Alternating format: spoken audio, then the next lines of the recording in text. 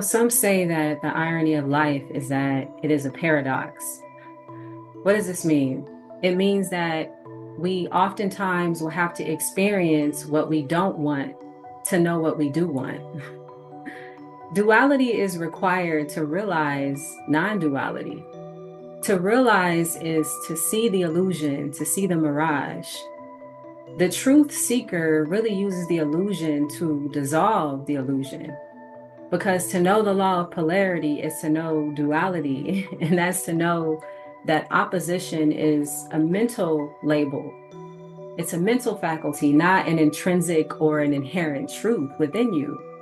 Because through your own consciousness and choice of free will, you decide which point of the field that you want to experience based on your own aligned level of consciousness and the frequency in which you are in tune with. It's understanding John 12:24, to die in order to live. Because the resurrection at the cross of polarity really is a paradox. It's a paradox of understanding that surrender, death, is required for rebirth. And that happens because of death. To truly understand this begins when you learn how to collapse the ego. That conscious mind that we have that always seeks to rely on some kind of opposition, the ego relies on duality. The resurrection and the death of that process forces a dissolve and a realization of unity, the oneness. The collapse happens when you see that all parts that really appear as opposite really are mutually arising vibrations of the same field. Whether you get hot water or cold water, it's just the only difference lies in degree and temperature of the water, but it's still all water, as you are 70% water. So to understand this, we realize that duality is in fact an illusion. This is why all things work for the good, because all things ultimately work for our growth and our involution internally and evolution externally, as within, so without. And using a sports analogy, we could say, you got to go out of bounds to get in bounds. That even with that experience of going out of bounds in life, it actually was a redirection to get you right back into bounds to where you needed to go.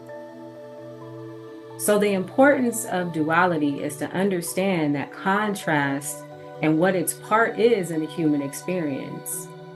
Using the power of our choice, our free will, to calibrate what our degree in which we want to lie in. Because without contrast, we really wouldn't have the realization of what our choice is. We would just be nilly-dilly put within a frequency that we have no control over.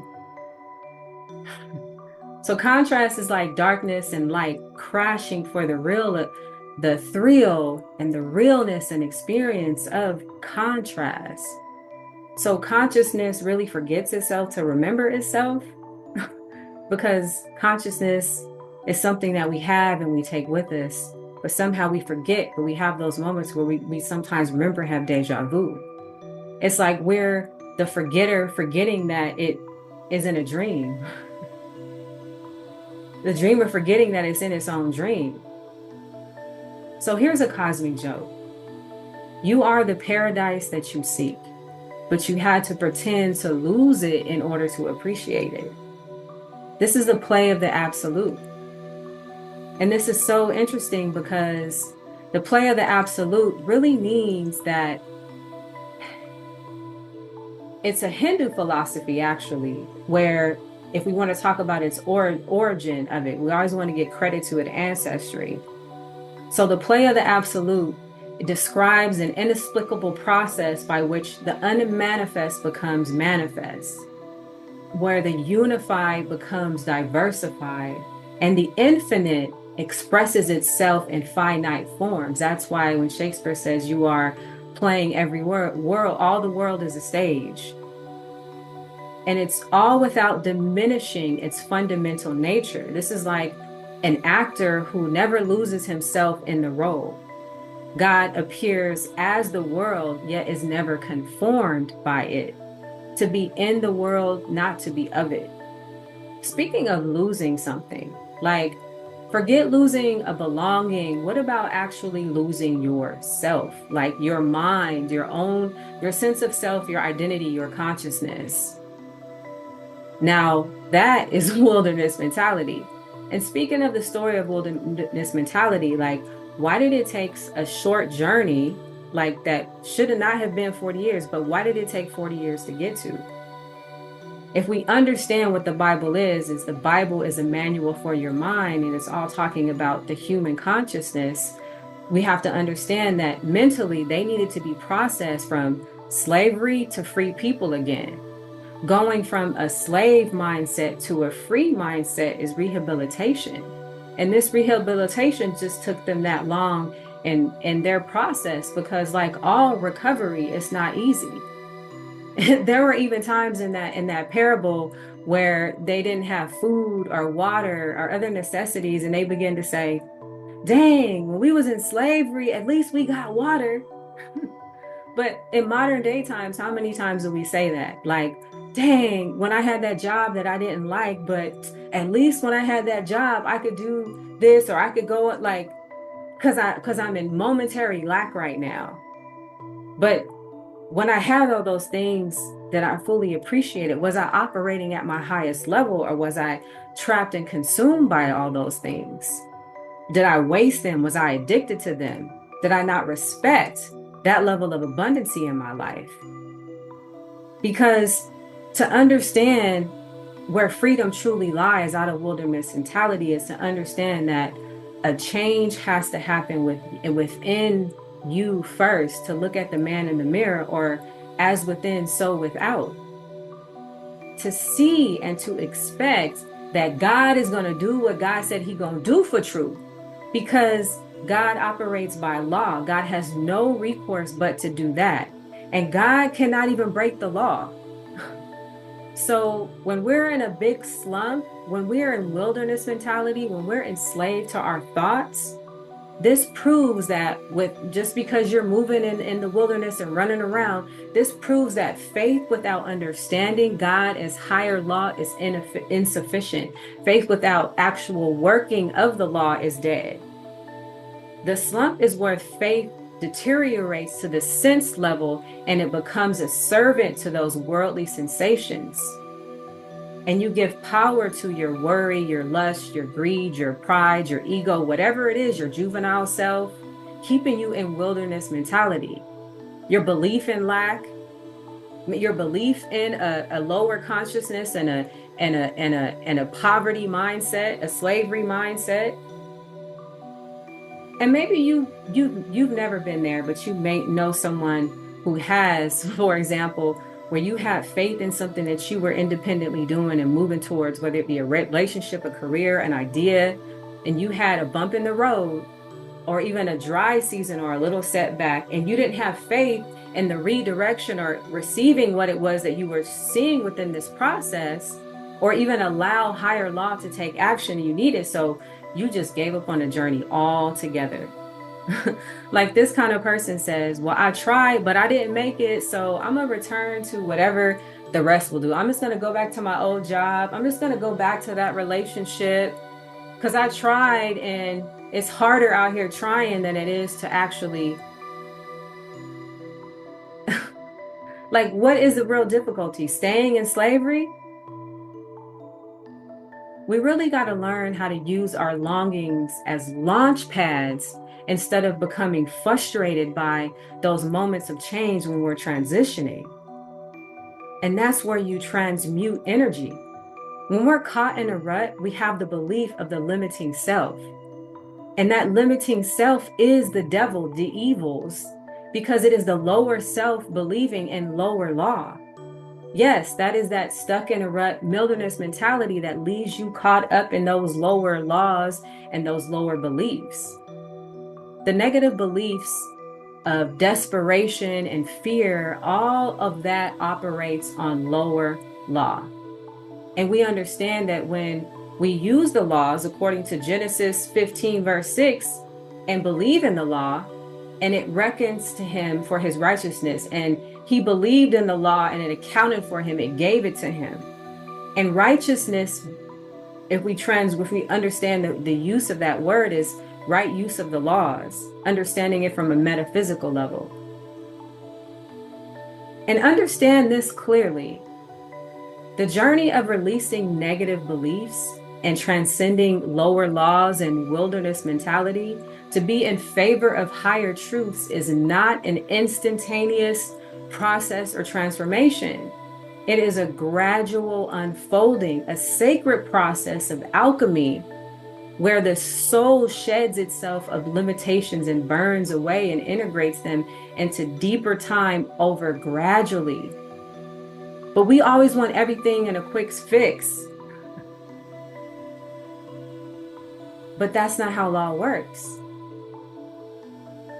And this is because you are not merely human beings having a spiritual experience. You are spiritual beings having a human experience. You have the power to make an experience what you want.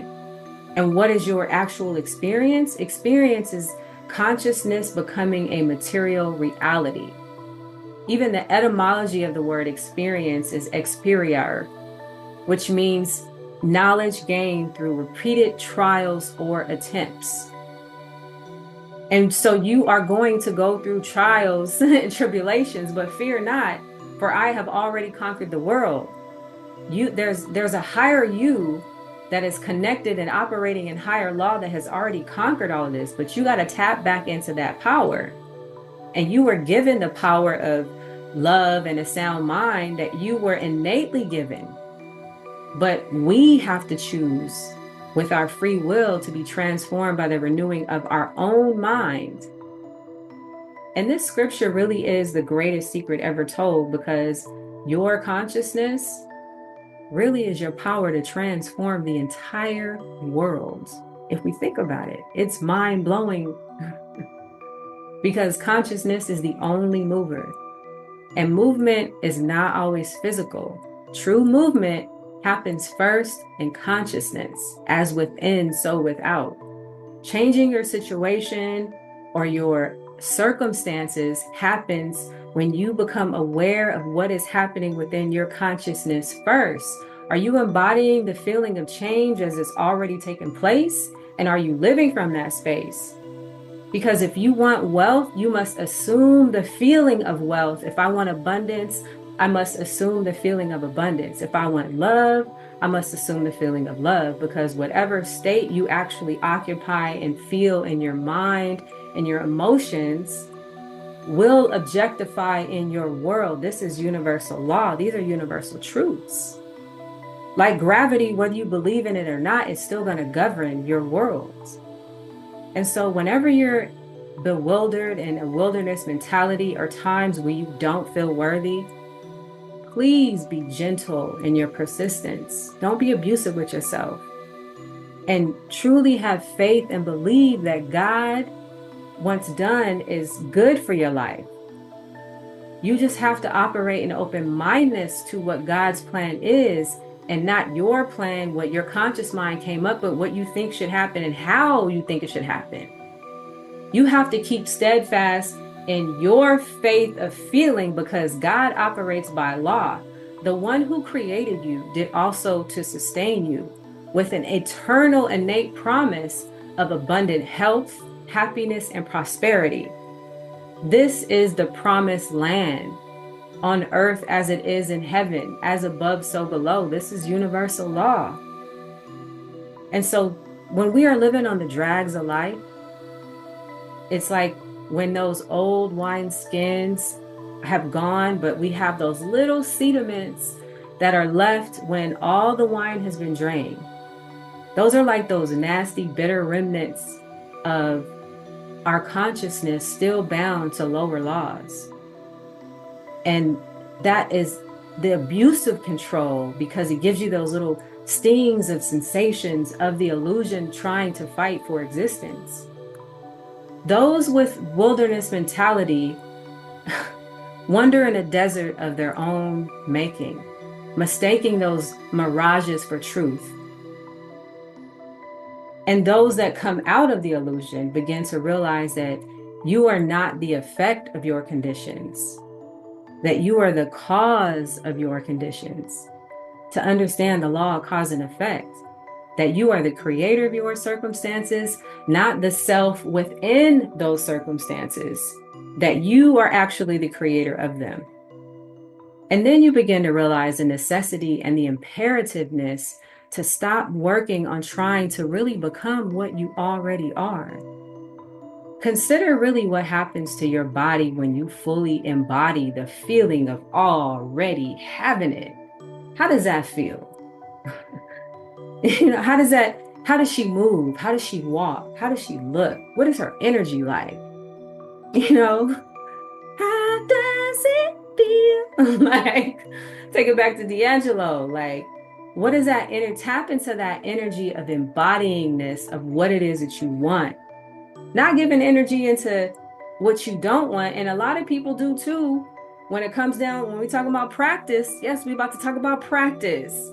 So many people get caught up in practice and the discipline of getting ready that they end up getting caught up in the whole preparation process and not even understanding or even seeing their own progress. Because the longer you try to get something, the longer you say to the universe is that you don't have it. Think about that. The longer I say I'm on my way to something is the longer I'm saying I don't have it yet. And guess what? You're not going to have it. Because that's what you're telling your subconscious that you want. This sounds just as much like wilderness mentality as any, because it's really still a trap. It becomes a chronic condition. And a chronic condition is a long-term health issue that persists over time, often for years. We want the world in a day. We want all the package at once, but the world wasn't even created in a day. It took them 40 years to get out of wilderness mentality because it really required a lifestyle adjustment and ongoing management and work at that consistently every single day. And we get tired and we want it quickly. So we continue to practice, but what are we practicing? Because chronic conditions typically develop slowly and are progressive, meaning they worsen over time.